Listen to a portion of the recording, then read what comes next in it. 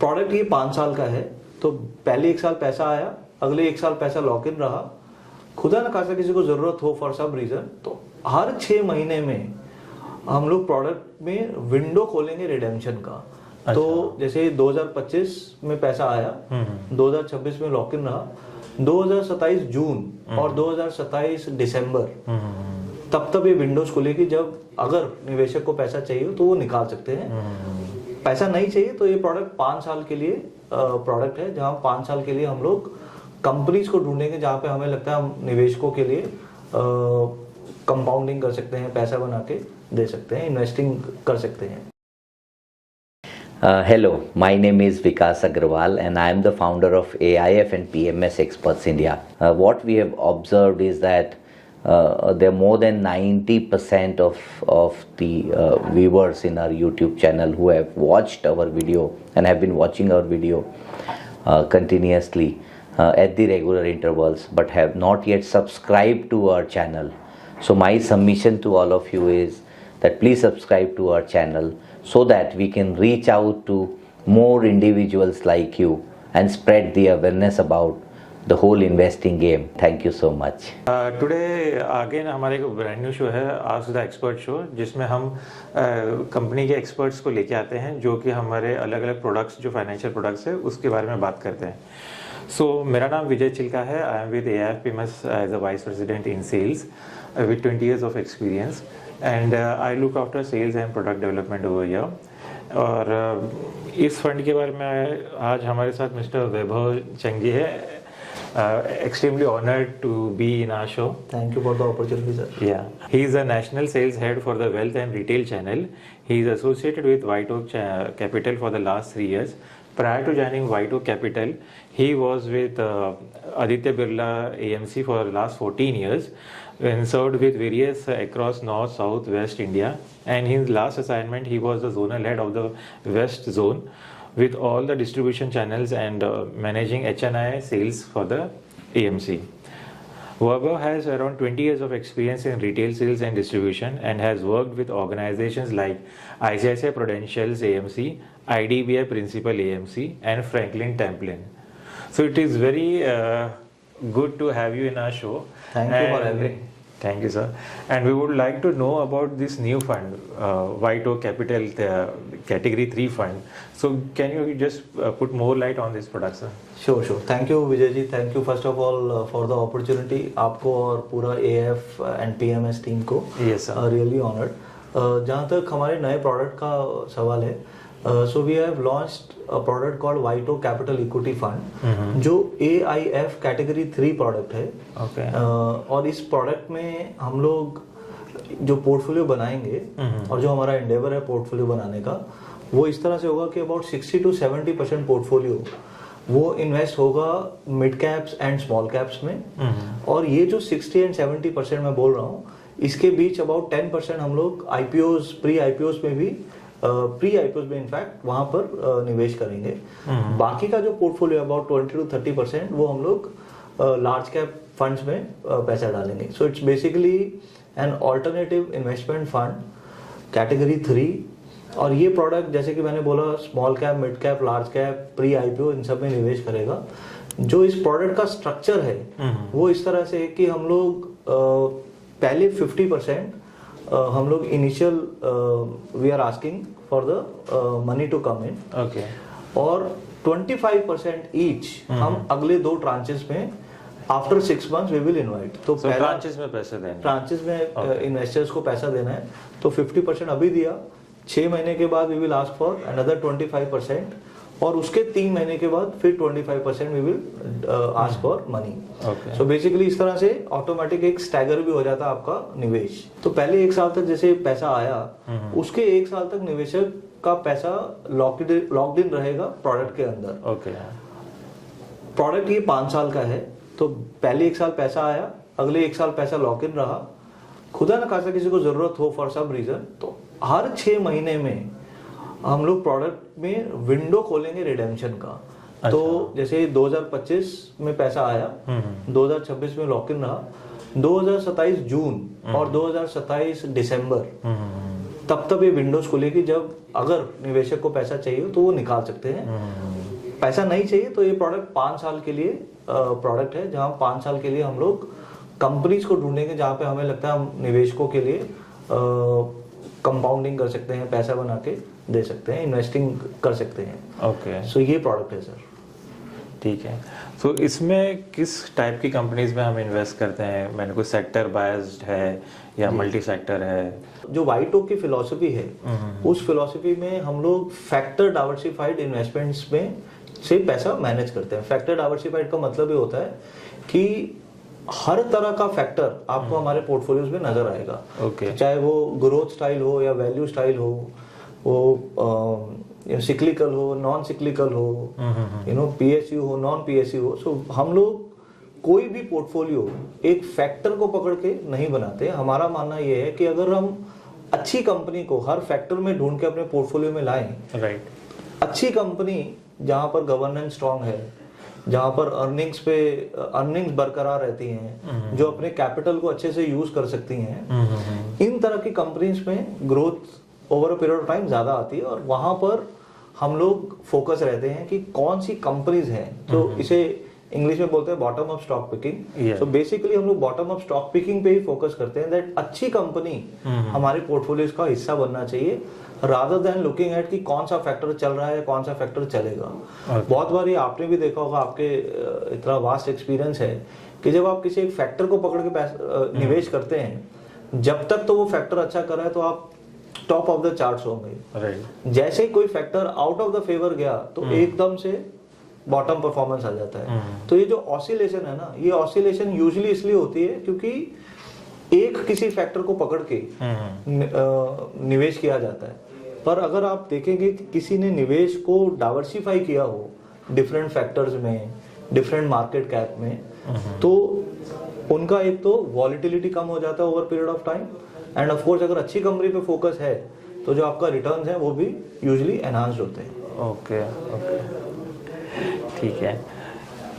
इसमें सर ये कि सब्सटैंशियल एलोकेशन जो है, इसमें आपने जैसे बताया थोड़ा अनलिस्टेड भी है, तो ये अनलिस्टेड कितना पोर्शन होता है इसमें? सो अबाउट 10% के करीब, अप टू 10% हम लोग प्री आईपीओ देख रहे हैं इसमें। तो प्री आईपीओ में कैसे QIB लेवल पे एंट्री लेते हैं या कैसे है?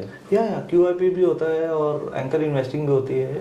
Okay, so which comprises to 10% of up to 10%। Up to 10%, okay. तो उसमें थोड़ा ज्यादा अल्फा बनने का चांसेस हो जाता है? Of course, definitely. See basically क्या है ना, alpha is actually a function of finding a good company. हाँ, तो it is not about IPO. Alpha is actually related to, अगर आपने एक अच्छी कंपनी ढूंढ ली जहां पर बाकी के निवेशकों ने अभी तक नजर नहीं डाली है, मतलब मैं प्रैक्टिकल चीज बोल रहा हूँ, तो आप हमेशा अल्फा ज्यादा बना सकते हो, बिकॉज आपने एक कंपनी तब आइडेंटिफाई की जब उस कंपनी में पोटेंशियल था बट ज्यादा निवेशक उसको नहीं देख रहे थे।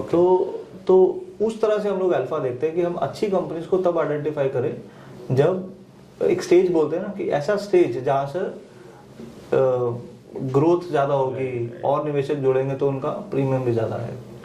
तो सिलेक्शन प्रोसेस पे है, तो आपकी जो रिसर्च टीम है उसके बारे में कैफी है ना, बैकग्राउंड है, हाउ कितने लोगों की टीम है, उनका एक्सपीरियंस पेडिग्री कैसा है, if you can share on that. Sure sir. So White Oak, we take pride in this that we have one of the largest investment team in the country, which is of course हमारे जो founder हैं प्रशांत खेमका जी, उनका अपना background investing का ही है। उन्होंने सारी उम्र सिर्फ इन्वेस्टिंग ही की है।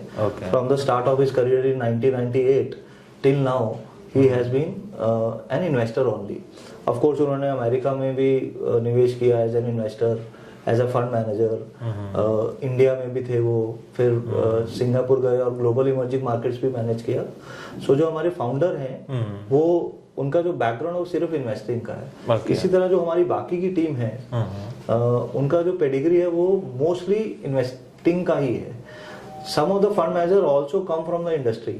तो for example one of our fund managers, senior fund manager जो फार्मा को ट्रैक करते हैं, he was sales head of one of the big pharma company some time back. Okay, so मैं क्रेडिट देना चाहूंगा प्रशांत जी को, that the kind of team he has created is phenomenal. Like you rightly said कि उनका pedigree मतलब average 15 से 20 साल का एक्सपीरियंस है हमारी टीम्स का, जो निवेश देखती हैं, और अक्रॉस सेक्टर्स के एक्सपीरियंस से हमारे साथ इन्वेस्टर्स जुड़े हैं, हमारे साथ फंड मैनेजर जुड़े हैं। ओके।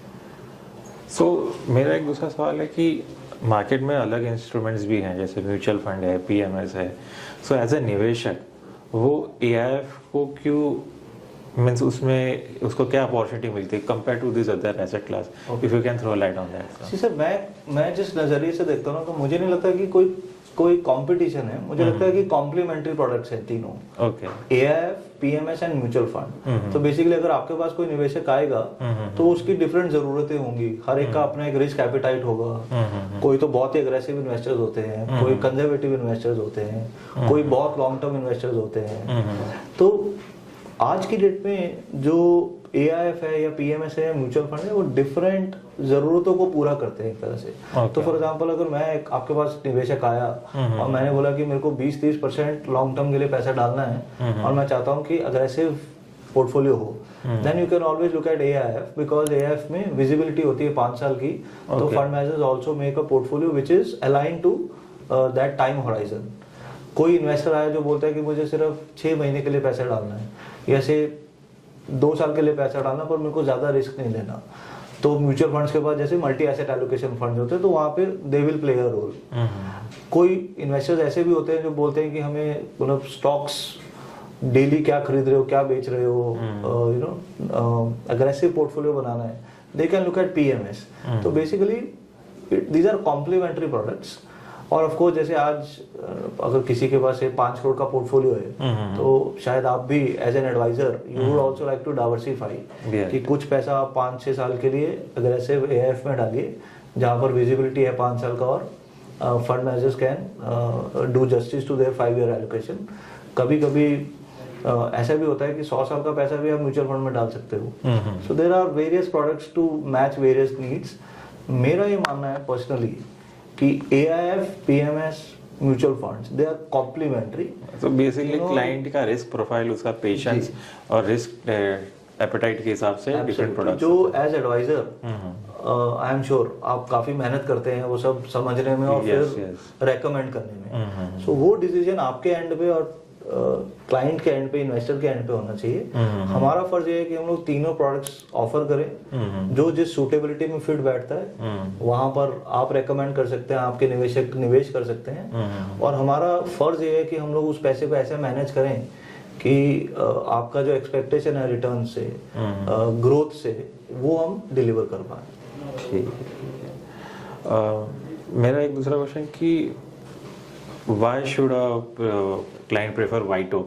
एक USP of White Oak if you can share on that. Thank you for that question sir। जैसे कि मैंने पहली चीज बोली that White Oak, देखिए one of the investment team जो one of the largest investment team है, और जैसे कि मैंने बोला one of the most experienced and diversified sorry cut कर देना, diversified, हाँ, one of the most experienced team and one of the most diverse experienced। जैसे हमारे कई फंड मैनेजर्स ने अमेरिका में भी काम किया है, यूरोप में भी काम किया है। कुछ फंड मैनेजर्स हमारी टीम में रादर ऐसे हैं जो वियतनाम से आते हैं, जिन्होंने सेमीकंडक्टर इंडस्ट्री को बहुत क्लोजली ट्रैक किया है। Some of them are Chinese citizens who have seen emerging markets very closely.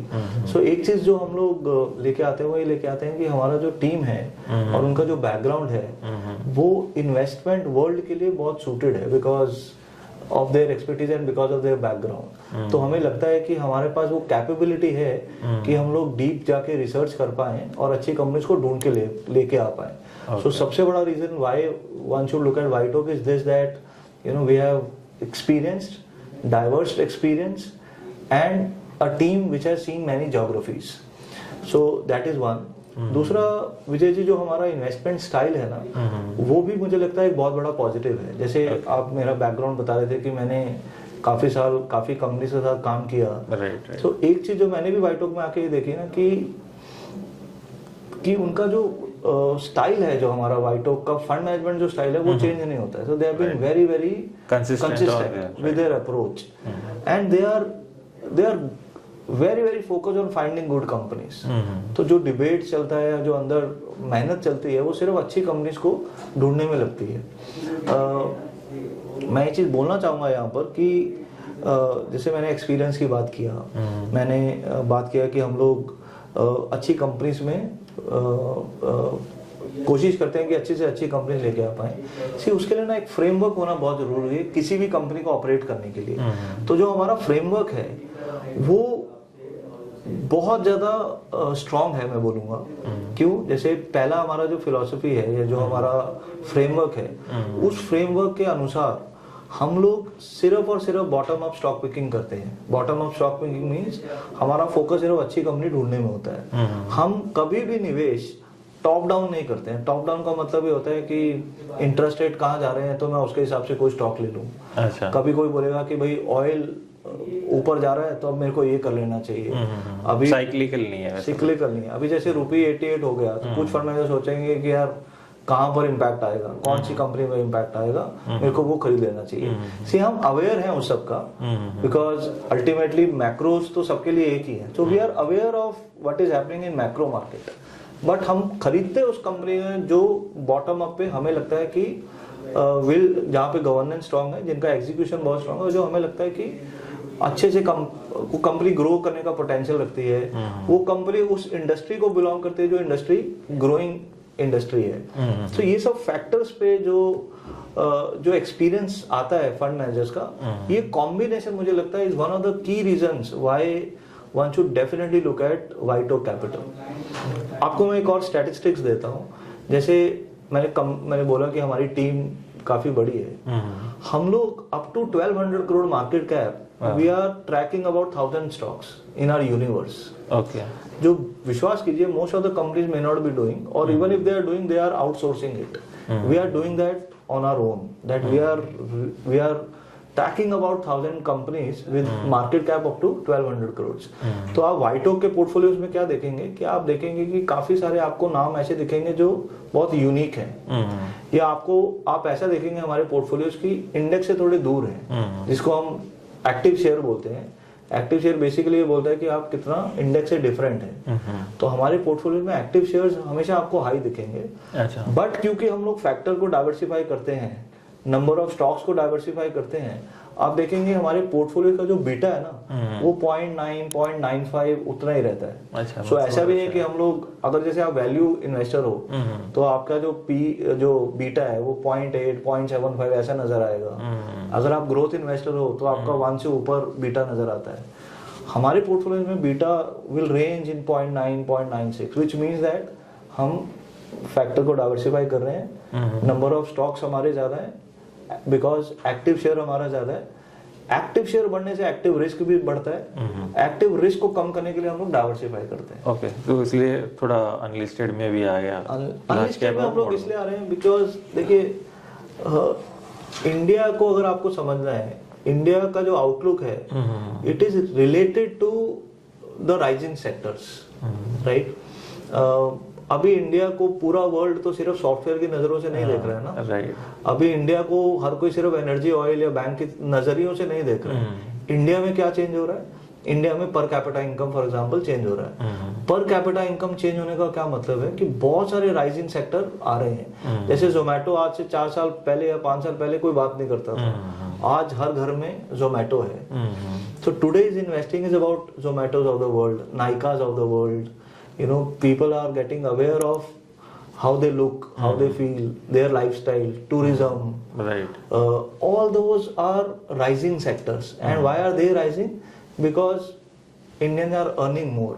When you and me will earn more, where will we spend? We will probably better our lifestyle.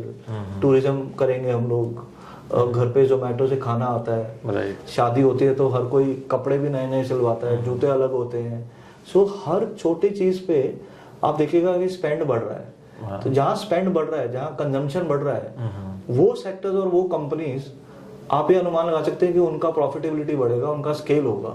तो वो सब companies छोटी हैं, वो सब companies rising sector जो मैं बोल रहा हूँ, ये सब माइक्रो बोल लीजिए, आप स्मॉल बोल लीजिए। So all these are smaller companies. And अगर इंडिया वहां पे ग्रो कर रहा है, अगर वो कंपनीज ग्रो कर रही है because of per capita growth in India or Indians, then you have to have a portfolio जो उधर जाके नगीने ढूंढे जैसे बोलते हैं, Yes. you know. ठीक। तो लास्ट क्वेश्चन, इस प्रोडक्ट की क्या डिटेल्स, जैसे कैसे क्लोज एंडेड है, ओपन एंडेड है? जी sir, this is a 5-year product. जैसे मैंने कि बोला, पहले 1 साल हम लोग निवेश लेंगे 50%, फिर 25% और फिर 25%, उसके 1 साल लॉक इन रहेगा। अच्छा। फिर उसके बाद है 5 साल का प्रोडक्ट है, बट हर 6 महीने में हम एक विंडो खोलेंगे For where exit. Investors can redeem if they require money. उसमें और कुछ एग्जिट लोड्स हैं? इसमें एग्जिट लोड नहीं है सर। हाँ, तो इसमें पर्टिकुलर टाइम फ्रेम पे विंडो ओपन होगा, उस टाइम पे आप अगर एग्जिट ले सकते हो हर 6 विदाउट महीने एनी में, एग्जिट लोड। हर 6 महीने में Okay. विंडो खुलेगा जहां पर आप रिडीम कर सकते हैं without exit load. In case किसी को खुदा ना खास्ता जरूरत पड़ती है तो Right. देयर इज एन नहीं, सिचुएशन क्या कभी कभी होता है राइस क्लाइंट के लिए, जी। तो हार्ड कोर और क्लोज एंडेड फंड में एग्जिट लेना थोड़ा मुश्किल हो जाता है। अगर एक पर्टिकुलरली विंडो मिलता है तो एटलीस्ट ये एक क्लाइंट के लिए बहुत बेनिफिशियल फीचर होता है। Absolutely. Okay sir, so very good, nice talking to you sir. Thank you, sir. Thanks thank for you, inviting. आपने काफी इन्फॉर्मेशन दी है प्रोडक्ट के ऊपर। Thank hope you. Our clients would like it.